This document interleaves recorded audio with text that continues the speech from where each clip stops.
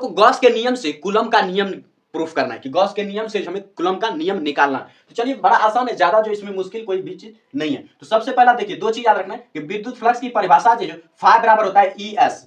यदि कोण नहीं बन रहा है तब, अगर कोण बन रहा है विद्युत क्षेत्र की दिशा में और सतह के बीच, विद्युत क्षेत्र और विद्युत क्षेत्र के सतह के बीच अगर कोण बन रहा है तब जो है ये हो जाता है ई एस कॉस थीटा। लेकिन अगर कोण नहीं बन रहा है तो कोण यानी जीरो, तो कॉस जीरो का मान होता है 1, इसलिए जो है ये हो जाता है बिना कोण का ई एस। ये हो जाता है विद्युत फ्लक्स के परिभाषा से, ये विद्युत फ्लक्स का सूत्र। उसके बाद गॉस के प्रमेय से, गॉस प्रमेय से जो फ्लक्स का सूत्र होता है वो होता है फाइ बराबर Q by epsilon not.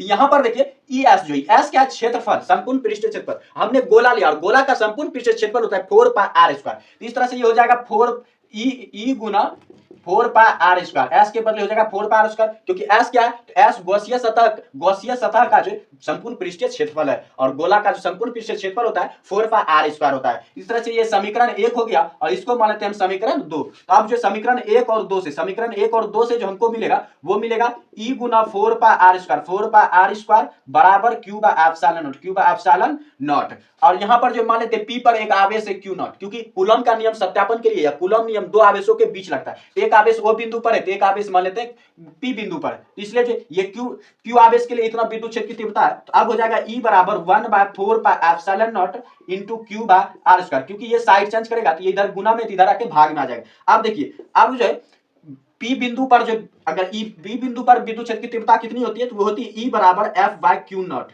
F by q, यहाँ पर क्यू नॉट है इसलिए ई बराबर हो जाएगा एफ बाय क्यू नॉट।